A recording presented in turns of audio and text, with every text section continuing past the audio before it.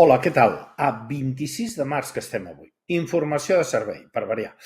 Aquest dimecres seguirà la nuvolositat a l'extrem nord del país, que podrien deixar precipitacions febles. A l'extrem sud s'esperen àmplies clarianes. A veure si és veritat. Anem a les notícies. L'Automòbil Club Andorra consolida el seu creixement a l'incrementar en prop d'un miler el nombre de socis i sòcies i sumen ja els 12.000 que fan que sigui l'entitat amb més socis del país. En la mateixa assemblea es va escollir, o millor dit, reescollit, Enric Tarrado com a president. I jo em pregunto, i com pot haver-hi gent que circuli sense assegurança encara? Més coses, perquè el Consell Econòmic i Social dona el vistiplau a una nova quota general de treballadors. Serà de 500 per als diferents sectors d'activitat.